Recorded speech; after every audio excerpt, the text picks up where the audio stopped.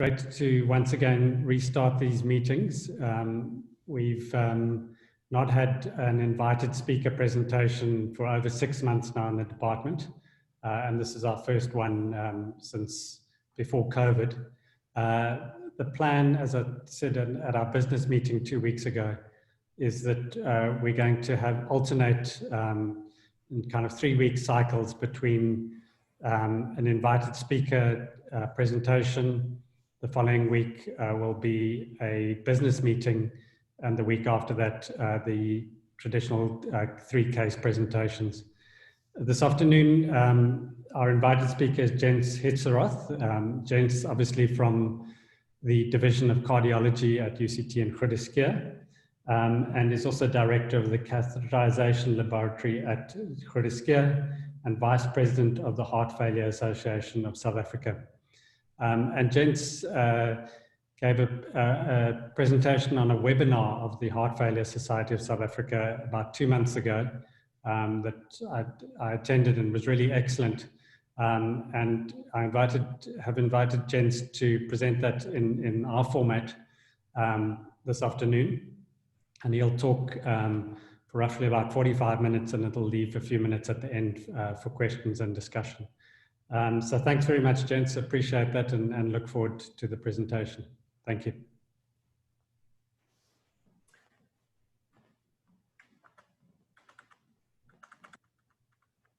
Yeah, so Graham, thank you very much for inviting me to talk. Whenever I get asked to talk as an expert on any subject, I feel a little bit like this, this poor dog who can't smell anything, because I'm certainly not an expert on most things. So I'm glad that there are many members in the audience who know a lot more about heart failure than I do, who will be able to supplement my presentation with the answers to the various questions that some of you may have. So I'm going to speak on heart failure management, and this, just for anyone who doesn't know, on the left-hand side, that is the foxglove from which the Johnson was initially isolated. And we were privileged enough to publish the heart failure guidelines recently in the SAMJ. You can see the title and the reference there, and it is based on a very comprehensive document from the European Society of Cardiology guidelines, which were published in 2016. And I hope to give you an overview of most of the issues covered in the guidelines, although unfortunately with the time that I have available, I'm probably not going to be able to cover everything in great detail. So just a couple of words on most of the sort of aspects of heart failure management, the epidemiology and diagnosis. Prof. Comerford used this slide in one of his presentations that I attended many years ago, and he suggested we use this as a definition of heart failure. It is a clinical syndrome of effort intolerance, which is due to a cardiac abnormality and is usually associated with neurohumoral adaptations leading to salt and water retention. And I like the definition that this definition, because it emphasizes the fact that it is a clinical syndrome that we diagnose when we diagnose with someone with heart failure, and it is not necessarily due to left ventricular muscle or myocardial disease, and it manifests with the neurohumoral adaptations clinically.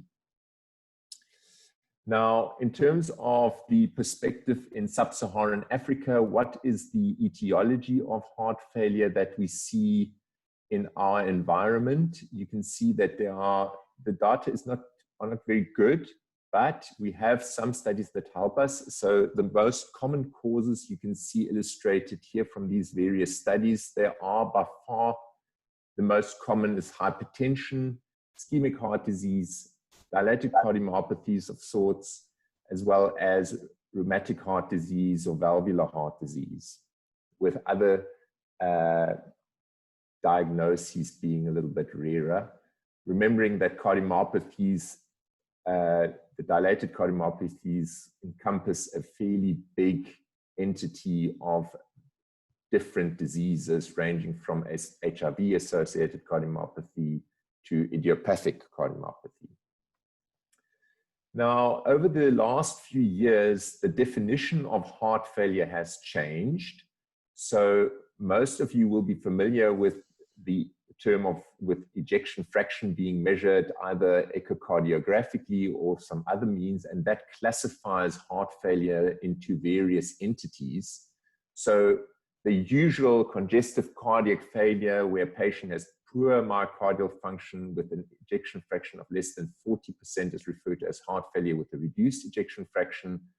And heart failure with a preserved ejection fraction, or HFpEF, is generally patients with heart failure symptoms who have an ejection fraction of more than 50%. And then there's this entity of a HFmrEF, or mid-range ejection fraction, which are patients who have ejection fraction between 40 and 49%. Now, the reason why this classification sounds a little bit arbitrary and complex is because all of the trials that were done in the past that address treatment in patients with heart failure were done in patients who had ejection fractions of less than 40%. The trials that were done for heart failure with a preserved ejection fraction usually recruited patients with ejection fractions of more than 50%. All of those trials have not shown any benefit in terms of treatment, so we don't have to worry about that too much at the moment. And it leaves that group of patients between 40 and 49%, where we don't really have any data to guide our treatment. And we have to sort of make a judgment call as to how we treat these patients. I just want to quickly mention HFpEF. It's a talk on its own, and we maybe have to present something on heart failure with preserved ejection fraction at some stage, because it's a very topical issue. About 50% of patients who come to who present with congestive cardiac failure have heart failure with preserved ejection fraction. As I said, it's an entity on its own. It used to be called diastolic heart failure. And unfortunately, there's not much in terms of specific therapy for heart failure with a preserved ejection fraction, apart from symptomatic treatment with diuretics and addressing the underlying causes. But as I said, this is a talk on its own. And I'm only going to deal with treatment for heart failure with a reduced ejection fraction going forward in this talk. So as I mentioned, diuretic for heart failure with a preserved ejection fraction is pretty much the only specific therapy for this particular condition. So most of us will treat patients who have ejection fractions of less than 50% as patients who have heart failure with a reduced ejection fraction, although technically speaking, the definition, one is purely strictly looking at it, is an ejection fraction of less than 40%. Now, is it a major problem? Yes, it is. It is very common. The prevalence is about 1 to 2%. In adults, the lifetime risk of someone developing heart failure at the age of 55 is about 30%. So that's 1 in 3 of those patients who are older than 55 years of age will develop heart failure in their lifetime. Is it a serious condition? Yes, it is. You can see the 5-year survival rates of patients with heart failure is about 50%. Many of you will be more familiar with the survival rates of various cancers. Breast cancer, 10%, 5-year survival rate of 90%. Then various other conditions ranging between sort of 14 and 40%. But you can see heart failure has a dismal prognosis. Now, luckily, over the years, we've made some advancement in terms of treatment. So you can see that as beta blockers, ACE inhibitors, aldosterone antagonists, as well as devices and the latest agents have been introduced, the 1-year mortality of heart failure has dropped from about 50% down to around 8%. So with good therapy, the patients can be helped. How are we doing in Africa? From the INTER-CHF registry, you can see there that the 1-year mortality with regards to cardiac death of patients with heart failure was just above 10%. There's a large group of patients who died in this cohort of unknown causes, and we have to assume that at least some of those were either sudden death or some form of cardiology-related death that was just not recorded properly. So the mortality, in particular in our area, in our region, is is very, very, very high, higher than in the latest studies, if one looks at the 8% that is quoted in the latest studies. The other problem that we have with patients who have heart failure is that they get readmitted and are a big burden to the healthcare system. You can see that almost half of patients hospitalized for heart failure are at increased risk of admission within a year, and about a quarter of patients that you see will be hospitalized for heart failure again within a month of being seen, which just emphasizes the fact that these patients need to be treated aggressively, and care needs to be, they need very intensive sort of management to try and prevent this. Now, when you approach heart failure, I like to approach it, is it primarily a myocardial problem, or is there some other issue in the heart that could be causing this heart failure syndrome in a patient? The most important non-myocardial issues are valvular, which can be addressed, so aortic or mitral valve disease. And of course, in our environment, pericardial constriction is still a very common cause of the heart failure syndrome in patients. And if it is indeed something that affects the myocardium, in other words, there's myocardial dysfunction, then one has to make sure that one is not dealing with a reversible cause, of which hypertension is probably the most easily treated one.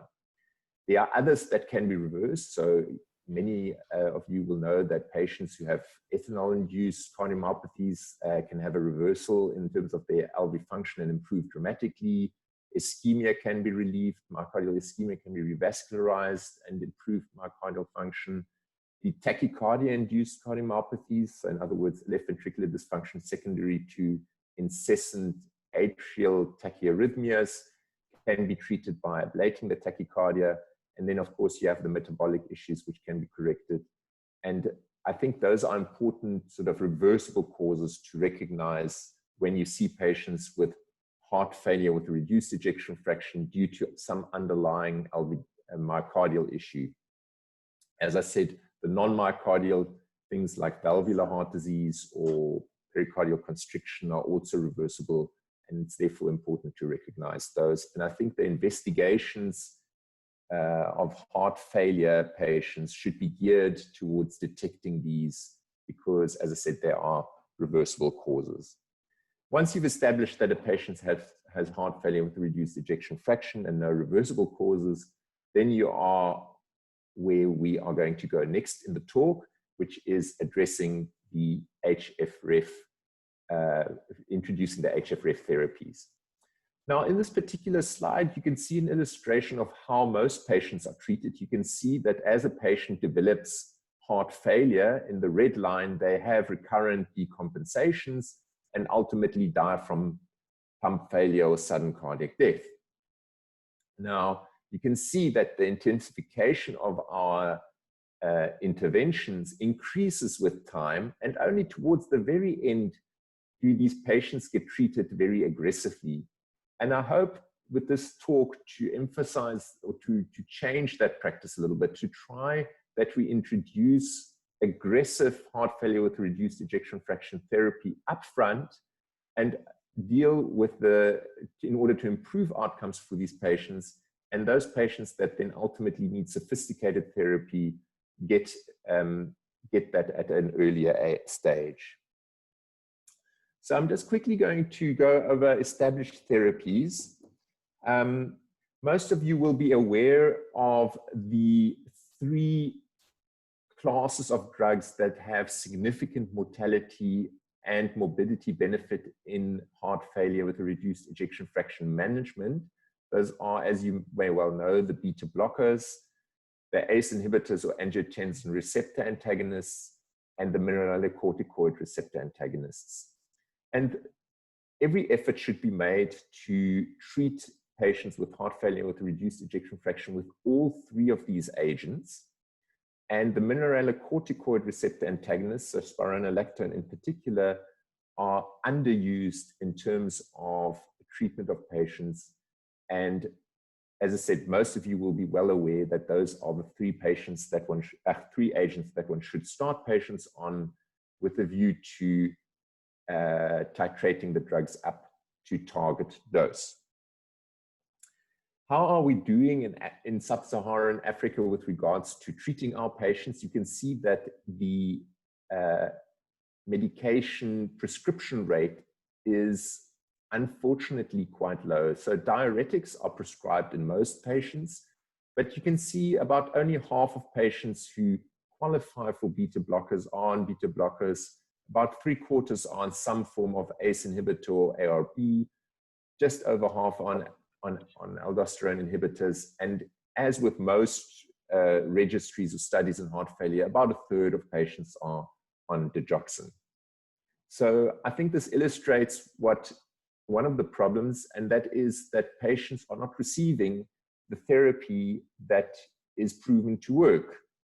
Now, there may, of course, be various reasons for that, which we maybe can discuss later, but I think it is important to sort of realize that patients are not receiving the therapy that they need.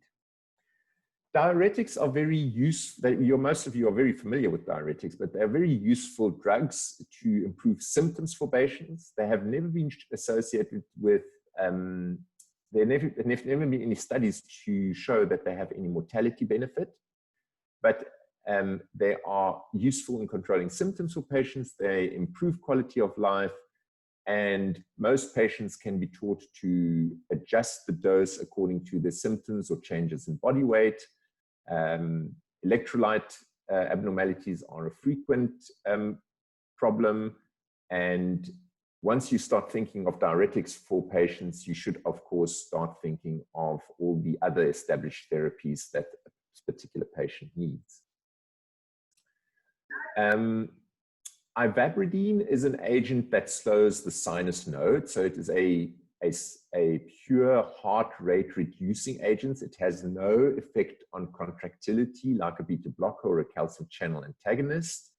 It works on the sinus node, so it does not work to slow the heart rate in atrial fibrillation. So by reducing the heart rate, the theory is that you improve outcomes in patients who have heart failure with reduced ejection fraction. This was looked at in the SHIFT trial, where they randomized patients with heart failure to either ivabradine or placebo. You can see that the ivabradine arm had a much lower average heart rate. And while this did not have any effect on cardiovascular mortality or all-cause mortality, you can see that the hospital admissions for worsening heart failure in the ivabradine group was 16% of the trial period versus 21% in the placebo group. And so while it did not have mortality benefit, it did reduce hospital admissions for patients with heart failure, which is a useful thing to do in patients with heart failure, because that is number one, a burden on the healthcare system, and number two, it is often a feature of patients in terms of their quality of life that they don't have to present to hospital all the time. So ivabradine is a useful agent as add-on to the therapy that I initially showed you. Another drug that is often used in the treatment of patients with heart failure is digoxin. Again, this is a particular drug did not show any mortality benefit in patients who were on digoxin versus those who weren't, but it did reduce, again, hospital admissions. And as I said, with regards to ivabradine, the same applies to digoxin. If it can keep our patients out of hospital feeling better, then that's a win for me. So digoxin, as I said, is a useful agent to add in patients who have heart failure with a reduced ejection fraction. The only problem with digoxin is that it has a very narrow therapeutic range. So one has to be careful that one is not overdosing patients, particularly elderly, as well as patients who have renal dysfunction. In terms of underused therapies, I think hydralazine nitrate combination is by far the most underused therapy that has in fact been shown to be to affect mortality in patients. You can see in this particular meta-analysis that both with regards to all-cause mortality and cardiovascular mortality, hydralazine nitrate combo in patients with heart failure with a reduced ejection fraction as add-on therapy was shown to be of benefit. And I think this is a very useful medication to add in many patients, particularly if one is dealing with peripartum cardiomyopathy or heart failure in pregnancy, because these agents can be prescribed while during pregnancy. I'm going to move on to the newer therapies now, because most of you will be familiar with the older therapies already, and there's nothing really to say apart from the fact that one should try and get patients onto those. So one of the other therapies that has emerged in terms of benefiting patients with heart failure with a reduced ejection fraction is intravenous iron. Now, some of you may wonder why iron features in this particular condition. It basically stems from the fact that many patients with advanced heart failure have iron deficiency, or even have iron deficiency. And supplementing iron is helpful in these patients. So you can see in the meta-analysis again of iron supplementation in patients with heart failure with a reduced ejection fraction, it did not have any effect on all-cause death or cardiovascular death, but it did reduce hospitalization for heart failure, and it improved quality of life, both in terms of 6-minute walk distance increase, as well as reduction in New York Heart Association class. So these patients, while they don't derive survival benefit from iron, they do derive significant improvement in their quality of life. Now, the definition of iron deficiency used in the heart failure area is fairly simple. So a patient is defined as having iron deficiency either if their ferritin is less than 100 microgram per liter, or if their ferritin is between 100 to 300, and the transferrin saturation is less than 20%. So if a patient is on good therapy and they have iron deficiency according to these criteria, they would benefit from iron supplementation. And the way to supplement these patients is with intravenous iron, because the absorption of oral iron is very poor in patients who have heart failure and has in fact not been shown to be of benefit. So it needs to be some form of IV iron, and the best studied IV iron is actually carboxymaltose, and I've listed the dosage there, although it is in the guidelines as well, in the guideline document. The second newer therapy that we have is the so-called ARNI, or angiotensin receptor neprilysin inhibitor, valsartan/sacubitril combination drug. Now, neprilysin inhibition potentiates vasoactive peptides that are beneficial in heart failure. So the most well-known ones for you may be the natriuretic peptides, but there's bradykinin, brenomedulin, substance P, and so on, all of which reduce neurohormonal activation, vascular tone, improve cardiac fibrosis, and sodium retention. And by inhibiting neprilysin, one prevents the breakdown of these vasoactive peptides and therefore improves the effects of all of those. The sacubitril valsartan combination was evaluated in the Paradigm HF trial, which was published in 2014. And you can see the 20% relative risk reduction in the endpoint of cardiovascular death or heart failure hospitalization over the course of the trial in this particular graph. And the number needed to treat over 27 months was 21, a very favorable treatment profile. The death from cardiovascular causes was reduced, as was the heart failure hospitalization risk reduction, both by about 20%. And importantly as well is that it improves quality of life in terms of symptom scoring. So these patients felt better on the drug than compared to the patients who were on enalapril only, which was the comparator arm in this particular trial. So if one switches 1,000 patients from either ACE inhibitor or ARB to the sacubitril valsartan combination, over the course of about 2 years, you would prevent in total 47 primary endpoints in the trial, which would equate to about 31 cardiovascular deaths, 28 hospitalizations for heart failure, 37 hospitalizations for any reason, and in total about 111 admissions for any reason. So this is a good switch for patients to make. So what one would have to do is we would have to switch the ACE inhibitor component of a patient's heart failure regimen for the ARNI component. There was one of the problems of this particular drugs is symptomatic hypotension. So about 14% of patients developed this in this particular trial compared to about 9% of patients on enalapril. It was not associated with an increased need to stop the drug. Angioedema risk was very low on both arms.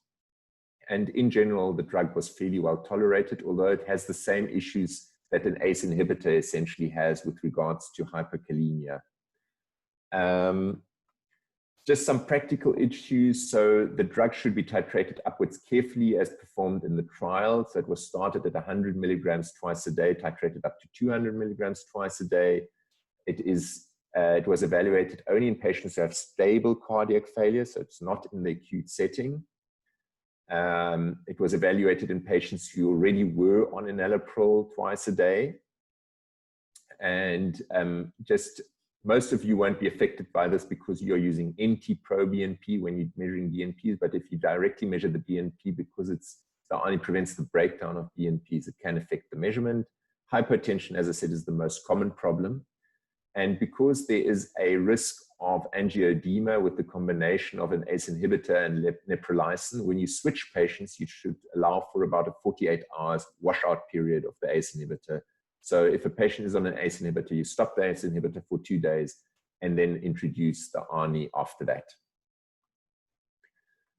The SGLT2 inhibitors have been shown to be of benefit in patients with heart failure with a reduced ejection fraction. So these are agents that prevent the reabsorption of glucose in the proximal tubule of the nephron, and ultimately then that results in glycosuria. They were initially agents that were studied in the treatment of type 2 diabetes. And what was found in the EMPA-REG outcome trial, which recruited type 2 diabetics, you can see that the time to first hospitalization for heart failure or cardiovascular death was markedly improved in the patients who received empagliflozin on top of their therapy as opposed to placebo. And this triggered the interest in SGLT2 inhibition in patients with heart failure with a reduced ejection fraction without diabetes. And the first drug to be published in terms of a randomized controlled trial was dapagliflozin, one of the other SGLT2 inhibitors. In this particular trial, the DAPA-HF trial, patients were recruited who had severe heart failure. About half of them were diabetics and about half of them were not diabetics. And they were on the background therapy of good heart failure with a reduced ejection fraction treatment. You can see about 96% of the patients were on beta blocker. Most of them were either on an ACE inhibitor, ARB, or sacubitril valsartan combo. And again, about 20% of patients were on digoxin. And you can see here that the primary outcome, which consisted of death from cardiovascular causes or hospitalization for heart failure, was reduced in the patients receiving dapagliflozin, although it was mainly driven by a reduction in hospitalization for heart failure. And so that was the first. So dapagliflozin was looked at in the DAPA-HF trial. The latest trial that was published now in August online is the EMPEROR trial, which looked at empagliflozin in patients without diabetes and heart failure with a reduced ejection fraction who were on good background therapy. And once again, you can see here patients who received empagliflozin on background therapy of heart failure with a reduced ejection fraction had improvement in outcomes. But once again, this was largely driven by a reduction in heart failure hospitalization and only a minimal reduction in cardiovascular death. So I've spoken to you about the traditional therapy for heart failure with a reduced ejection fraction, the ACE inhibitor, the ARBs, the beta blockers, and the mineralocorticoid receptor antagonists. The additional therapy that is available for a long time now is the digoxin, ivabradine, as well as hydralazine and the nitrate combo. And then the later additions to the treatment are iron, the angiotensin receptor neprilysin inhibitor, as well as the SGLT2 inhibitor. And there you have the starting dosages that these patients should be initiated on, as well as the dose that the patients should, that one should aim for, the target dose that one should aim for to uptitrate these patients. I just want to point out that the dose of enalapril mostly used is 10 milligrams twice a day. So that is the target dose. I've written 20 milligrams twice a day here because in some patients one can try and uptitrate to the higher dose of enalapril if it is tolerated. But the standard dose that is used in most trials was 10 to 20 milligrams twice a day. The other thing around this particular table is that patients should be started on a low dose. So you can see the starting dose compared to the target dose is usually quite low. And then over the course of about 1 to 2 months, one should try and increase these drugs incrementally every 2 weeks or so, 2 to 3 weeks, slowly aiming for the highest dose that the patient can tolerate. I note that I didn't put the empagliflozin dose here because that trial was not available when we prepared the guidelines, but it was also 10 milligrams daily. So it's fairly easy to remember because dapagliflozin and empagliflozin both have the same dose in terms of their starting dose and their target dose. One of the cheapest intervention for reducing admissions and improving cardiovascular outcomes for patients with heart failure with a reduced ejection fraction is probably vaccination against influenza virus.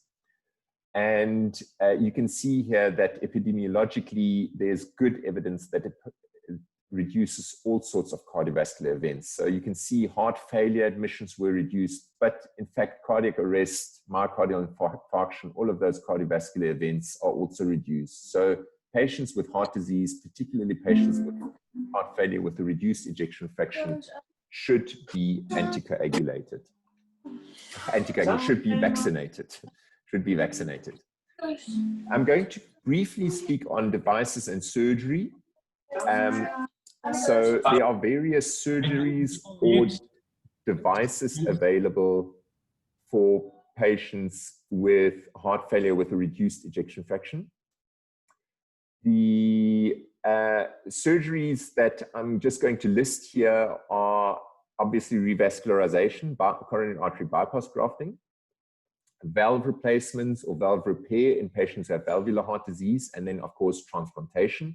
The devices that we have available to treat patients with heart failure with reduced ejection fraction are internal cardioverter defibrillators, cardiac resynchronization therapy, which I will go into detail just now, and then ventricular assist devices, which are extremely expensive and complex therapies. So just to remind you that our heart is under the control of our conduction tissue. So the impulse arises in the sinus node and then ultimately travels down the AV node into the ventricles to depolarize the left ventricular and right ventricular myocardium down the bundle branches. Now, patients who present with this type of ECG are candidates for what we call cardiac resynchronization therapy. So you can see here is a patient's ECG with left bundle branch block with a very broad QRS complex of about 160 milliseconds. Now, interventricular conduction defects such as left bundle branch block are quite common in patients who have severe heart failure. Up to about 30% of patients will present with some form of interventricular conduction delay and a broad QRS. And those patients benefit from what we call cardiac resynchronization therapy. Now, cardiac resynchronization therapy is a mouthful, but essentially what it is that if you have a patient with left bundle branch block, what happens is that instead of the left ventricular myocardium being depolarized simultaneously from all areas, which results in efficient contraction of the left ventricle, it is depolarized on the septal surface first, and the rest of the myocardium, left ventricular myocardium, follows suit only afterwards, which results in sort of an asynchronous contraction. So you can maybe imagine if you want to pop a balloon, you want to exert force from all sides in order to efficiently increase the pressure. Whereas if you sort of push the balloon from one side and then from the other side, and then from the one side and then from the other side, that's inefficient. So by resynchronizing the heart contraction, we can improve efficiency and therefore outcomes in these patients. And that is done by inserting a biventricular pacemaker where the septum is depolarized by the right ventricular lead, and in timing there's a pacing lead on the other side of the left ventricle, which then hopefully depolarizes the two opposing walls synchronously. And this was studied in many trials, but one of the biggest trials was the CARE-HF trial, and you can see that the patients who received CRT over the course of the trial, which lasts for about 4 to 5 years, was markedly improved in terms of survival in those patients who received CRT therapy. And this has to be said is in patients who the patients who qualify for this are the patients who have broad QRS complexes. So particularly if it's more than 130 milliseconds, the broader it is, the more benefit the patient will derive. And the closer it resembles left bundle branch block, the more benefit the patient will derive. So what we are looking for is a patient who has a broad QRS that looks mostly like a left bundle branch block, even though patients who have less typical bundle branch blocks and less broad QRSs will also derive benefit. But the criteria are more than 130 milliseconds, the broader the better, and the closer to left bundle branch block, the better. The other reason why, one of the main reasons why patients with heart failure with a reduced ejection fraction die is in fact sudden cardiac death. You can see that it's only the patients who are in NYHA class 4 where ultimately pump failure results in their death. The patients who are relatively well, particularly the patients who are NYHA class 2, nearly 2/3 of those patients will die of sudden cardiac death. And it is assumed that this is due to malignant ventricular tachyarrhythmia, such as ventricular fibrillation or ventricular tachycardia. And in order to prevent that from happening, one has to defibrillate the patients. Now, unfortunately, we can't follow patients around with the defibrillator all day. So a ICD or internal cardioverter defibrillator is an option for these patients where one implants a pacemaker-like device that monitors the heart for ventricular fibrillation or ventricular tachycardia, and then delivers a defibrillation shock internally in order to cardiovert the patient out of the malignant tachyarrhythmia. Now, we maybe can talk about this a little bit later, again, about complications and things like that, but for patients who have severe advanced heart failure with a reduced ejection fraction, one can use these for primary prevention. In other words, patients haven't had an event yet. And for those patients who've been resuscitated from one of these events, they are, of course, indicated. You now get combination devices where you have the cardiac resynchronization therapy with a defibrillator in one unit, and one can implant those devices then at the same setting. And it's all then sort of steered from one device that sits in the prepectoral region of the left shoulder. I'm just briefly going to mention a couple of things at the end of my talk now. One of them is atrial fibrillation, which is a very common arrhythmia in patients with heart failure with a reduced ejection fraction, and particularly important to manage. I'm not going to spend too much time on this, but the patient needs to be cardioverted if they are unstable. But the most important pillar of treatment in patients with atrial fibrillation in heart failure is anticoagulation to reduce thromboembolic risk. So if I can maybe appeal to all of you as one take-home message from atrial fibrillation management in heart failure is that patients are anticoagulated if there's no contraindication. The next step in atrial fibrillation is to control the heart rate. We try to get the resting rate below 90 to 100 beats per minute, if possible, even lower. And it's only in the selected group of patients where we would consider a rhythm control strategy. In other words, cardioversion and trying to maintain sinus rhythm. And there is a subgroup of patients that will benefit from a rhythm control strategy. But overall, the treatment of atrial fibrillation in terms of chronic management is anticoagulation, treatment of heart failure with a reduced ejection fraction treatment, as well as rate control. And I would like to end off the talk with the surgical therapies that we have available in terms of heart failure with a reduced ejection fraction. One of the things that we, I think, don't do enough is revascularize patients who have ischemic left ventricular dysfunction. In other words, left ventricular dysfunction secondary to ischemic heart disease. And the data for this is not particularly good. The best we have available is from the STITCH extended trial, which is a trial that was extended over a 10-year period, where they looked at patients with heart failure due to ischemic heart disease, and they revascularized the one group and didn't revascularize the other group. Both groups were on good medical therapy, and particularly in the young patients, the median survival was extended, and the number needed to treat to prevent one death over the 10-year period was 14. But I have to mention that this is largely in the group of patients that was younger than about 65 years of age. In the older age group, there was very little difference between the groups. So revascularization should be considered in patients who've got ischemic, so-called ischemic cardiomyopathies, where that is an option, technically speaking, and where patients are younger than the age of 65. Left ventricular assist devices have made good progress in the last little while in terms of technology, but you can see even the most modern devices in terms of left ventricular assist devices are still fraught with problems. Over the 2-year period where this latest model of a left ventricular assist device was studied, about a quarter of patients ran into trouble with regards to device complications. And they are various. So there's bleeding due to the fact that these patients are on anticoagulation. There's the issue of patients developing strokes because of clots forming in the pumps. There's the issue because the battery has to be attached to the drive. So the drive line runs from the battery, which is on the outside of the patient at this stage, still towards the device that is implanted there. So there's an issue of infection.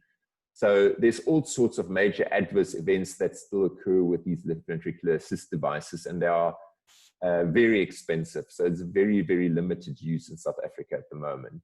And as I said, about a quarter of patients will be affected by some form of complication from the device. They are implanted via a minimally invasive approach, sort of at this stage via a thoracotomy and a little incision where the drive line is inserted. So this is where this is an example of one of these devices being implanted.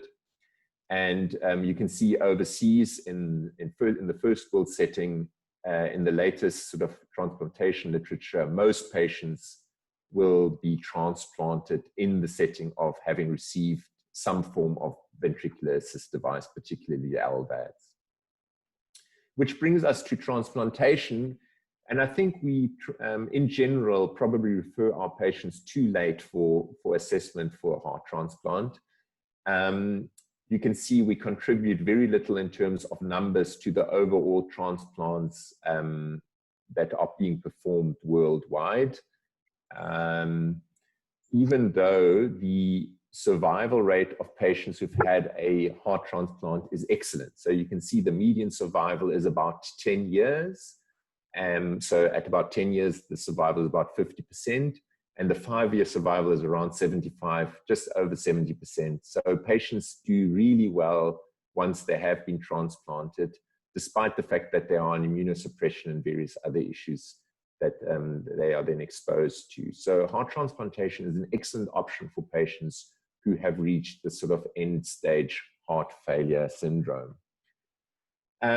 I'm not so much going to go into the indications because essentially patients who have who are consistently limited in terms of their physical activity despite good medical therapy are the patients who should be referred for transplantation.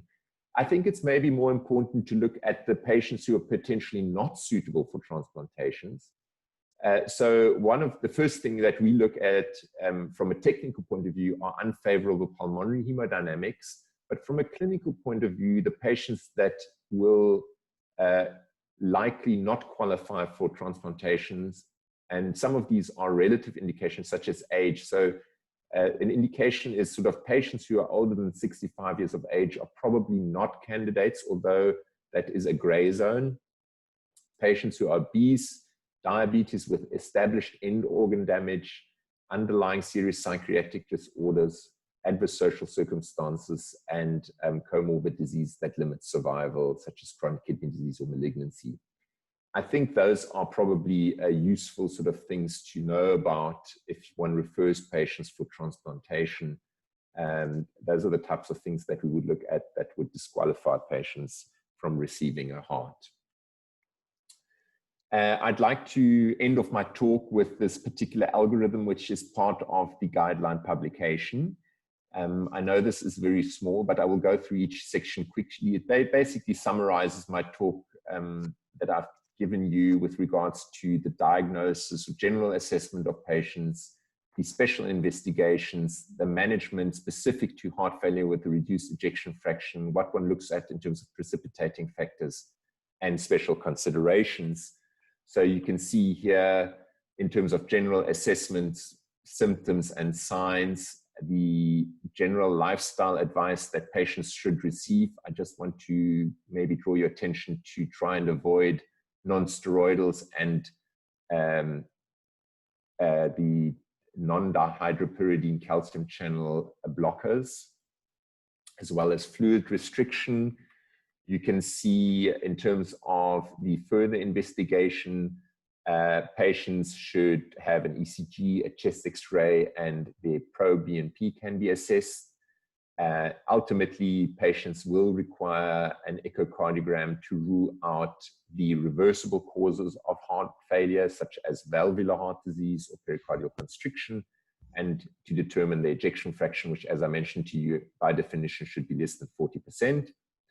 You then look for reversible causes. An MRI is a helpful diagnostic tool in many patients. And ultimately, you then end up choosing your therapies, which are address mortality, hospitalization, symptom control, or surgical therapies. And just in terms of precipitating factors, you would have to look for the common precipitating etiologies.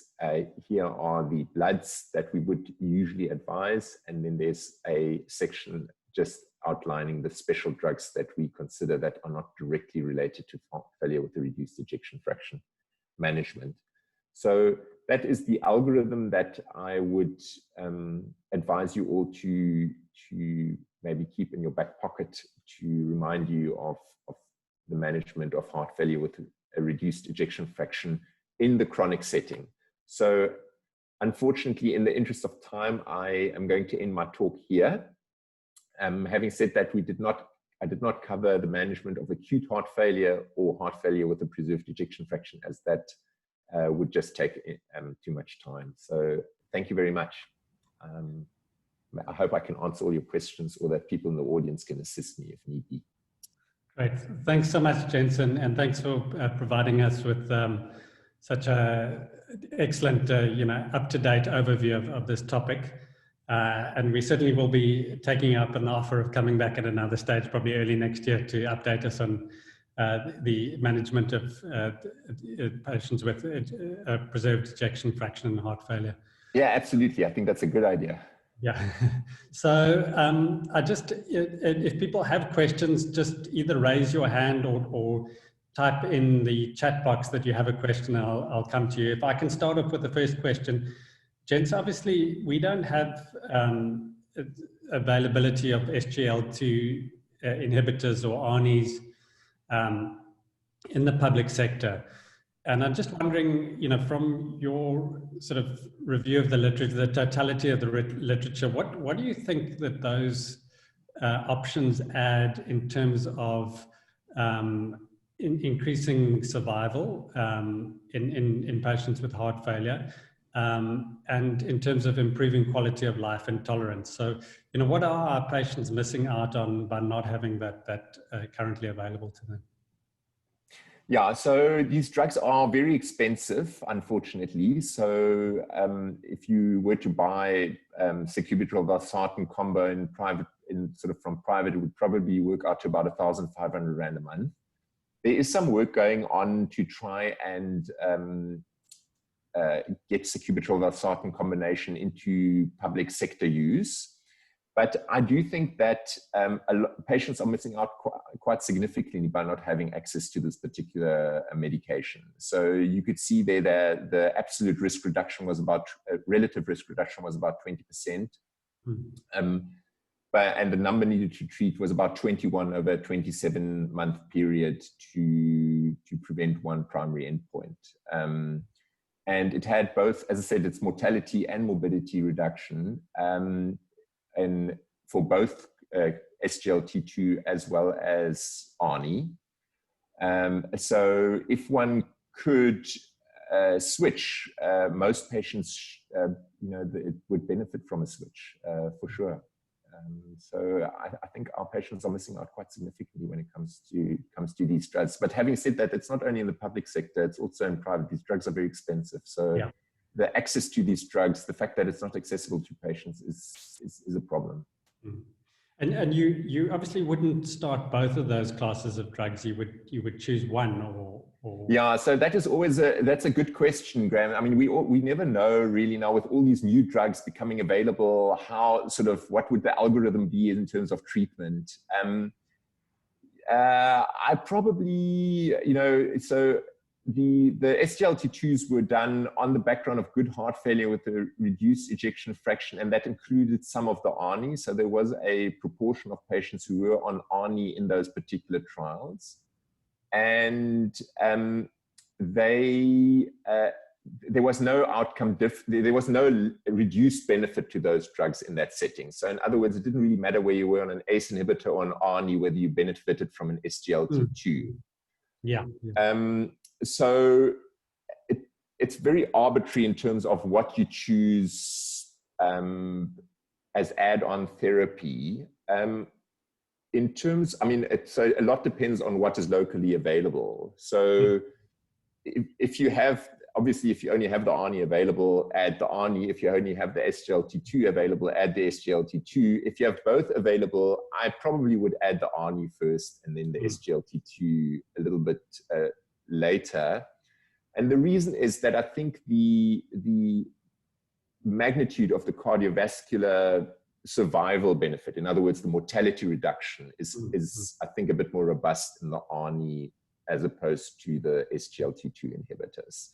I think the benefit of the SGLT2 inhibitors is largely driven by a reduction in hospitalization for heart failure, which is a worthy endpoint. And I think the cardiovascular death reduction is not quite as significant compared to the ARNI. So I would probably choose that. Having said that, if you've got a diabetic with heart failure, then an SGLT2 is a very good option for them.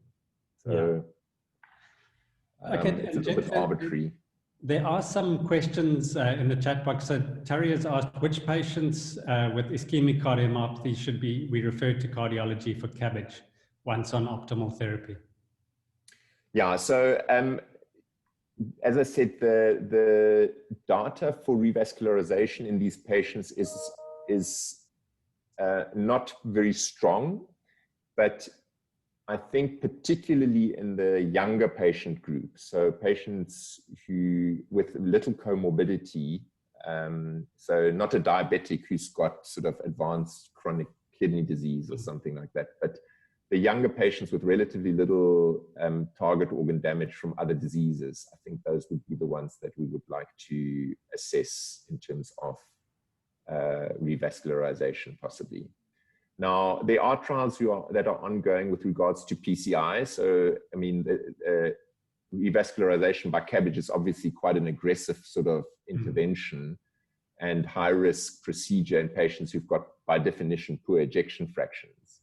So the theory is that revascularization by percutaneous means would work similarly, but that is not based on any trial data at this stage. We don't have the outcome trials of percutaneous revascularization in heart failure at the moment. Those are ongoing, and we will hopefully know in due course what, whether that is an option for patients. But at this stage, the only proven therapy that we have is coronary artery bypass grafting.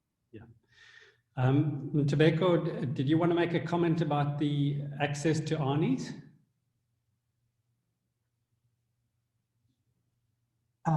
Thanks, Graham. Not really. Suffice to say that we still don't have wide access to these agents, but on a named patient basis, Mark Blockman has been happy to allow some of the GSH patients with advanced failure with a strong motivation to access this. Okay, thanks for that. Graham, if I can make a comment? Yeah, sure. Pika, I see your hand up, yeah. Yeah, so I'm going to make a comment about your first question, and that's nicely illustrated. Can you see the slide? Yeah. Okay, so it's nicely illustrated this. In your June edition of the Lancet, you'll see this study where they looked at what they called comprehensive treatment versus ACE inhibitor based treatment. So they looked at adding ARNI and the SGLT2 inhibitors and versus ACE inhibitor, MRI, and beta blocker. And you can see here that the relative and absolute risk reductions are actually quite substantial. And it's a very interesting artery. It's an actuarial analysis of what would happen if you could take everybody off of ACE inhibitors and add an ARNI and SGLT2 inhibitors. And they make a very strong case that you can really make an outcome reduction in these patients. Obviously, that's some time away from us. And for now, as Ntobeko said, we have on a named basis access to the ARNIs, but it's not a very large cohort of patients. What I was going to ask Jens is what his advice to the audience would be for a patient who's doing really well on an ACE inhibitor, completely asymptomatic New York Heart Association class 1, and who comes in and asks about an ARNI and whether or not he would switch. Yeah, so my answer to that is if the patient, if allowed, so in terms of if the patient has access to it and can afford it, then I would switch. And the reason for that is mainly in the Paradigm HF trial, there was a reduction in sudden cardiac death in patients with heart failure with a reduced ejection fraction who were on the ARNI.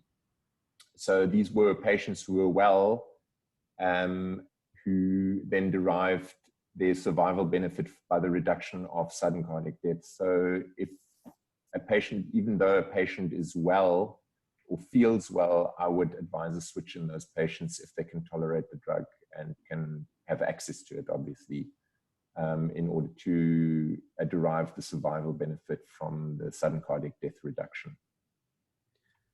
So that would be my personal sort of opinion on the matter. So I would switch to the ARNI if I can. Vika, you've got one last comment? Yeah. I don't want to be too controversial, but I want to address this issue that Jens has brought up about ischemia patients and say, I've got a slightly different view.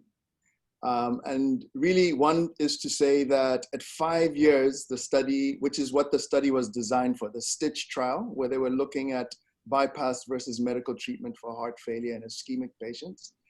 At 5 years, it was completely neutral, okay, with very high mortality rates in both patient groups. They extended it to 10 years, and there was a group separation. Now, it's important, to remember that the control arm, 70% all-cause mortality, and in the CABG arm, there was a separation beyond 8.5, 9 years, where the CABG patients had a mortality of about 60%. So you're talking about very high mortality rates. And at 5 years, it didn't matter what subgroup you looked at, they didn't benefit much. Now, what I would say is perhaps those younger patients with ischemic cardiomyopathy who don't have a contraindication for transplantation, maybe we should be considering more of those for transplantation. But I'm not a big fan of CABG in these patients, particularly given the competing surgical operations that we have for other patients with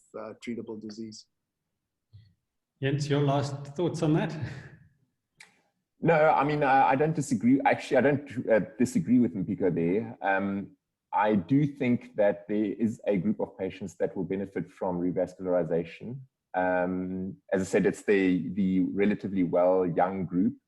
Now, yeah, look, I agree. I mean, there's in our environment, there are lots of competing sort of indications for surgery. So that's why we have been relatively conservative when it comes to that. But I do think there's a group of patients who would benefit from revasc. And the perioperative mortality in these patients? Yeah, no, I mean, that's the thing. You have to get them through the operation. So, but in the long term, as I said, the data is not great, but in the long term, if you get them through the operation, they do better. Okay. Okay, well, thanks. We're at 5 o'clock, and once again, thanks very much, Jens. That was an excellent session. And next week's a public holiday, but we'll be back with a meeting in 2 weeks' time. Thanks, Jens. Thanks very much. Bye. Thanks, Jens. Cheers. Well done, Jens.